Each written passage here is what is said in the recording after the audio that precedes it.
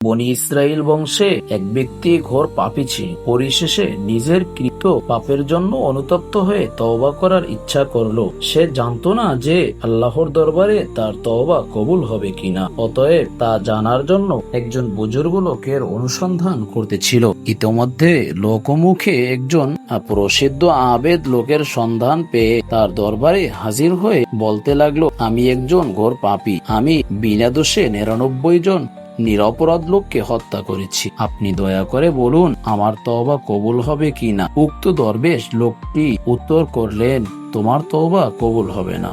তাতে পাপী লোকটি হতাশ হয়ে উক্ত আবেদ লোকটিকেও হত্যা করে নরহত্যার সংখ্যা 100 পূর্ণ করলো। অতঃপর লোকটি আর একজন বিখ্যাত আলেমের সন্ধান লোকমুখে জানতে পেরে তার সমীপে গমন পূর্বক জিজ্ঞেস করলো, আমি একজন ঘোর পাপী, আমার তওবা কবুল হবে কিনা।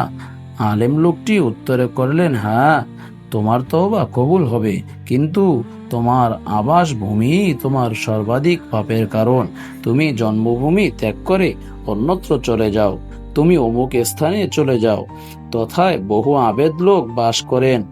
সে ব্যক্তি তৎক্ষণাৎ উক্ত স্থানের উদ্দেশ্যে যাত্রা করলো, কিন্তু গন্তব্যস্থানে পৌঁছার পূর্বেই সে পথিমধ্যে প্রাণ ত্যাগ করলো। এখন তার আত্মাকে বেহেশতে নিয়ে যাওয়ার হবে, নিক্ষেপ করা হবে। তা নিয়ে রহমতের ফেরেশতা ও আযাবের ফেরেশতার মধ্যে মতভেদ হতে লাগলো। প্রত্যেকে বলতে লাগলো, এই ব্যক্তি আমার আওতার মধ্যে। করুণাময় আল্লাহ তাআলার তরফ হতে নির্দেশ আসলো, তোমরা পাপীর মৃতদেহকে কেন্দ্র করে তার বাসগৃহ ও দরবেশদের আশ্রম ও উভয় দিকের দূরত্ব জরিপ করে দেখো।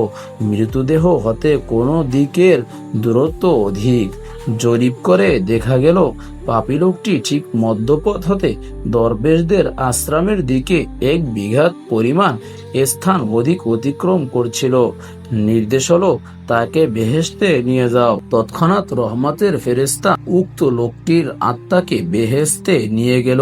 যা হোক, এ উপাখ্যানটি হতে বোঝা গেল যে দোজখের আযাব হতে পরিত্রাণ লাভের জন্য পাপের পাল্লা একেবারে পাপ শূন্য হওয়া শর্ত নয়, বরং পাপের পাল্লা অপেক্ষা পুণ্যের পাল্লা কিঞ্চিত অধিক ভারী হলেই পরিত্রাণের আশা করা যায়।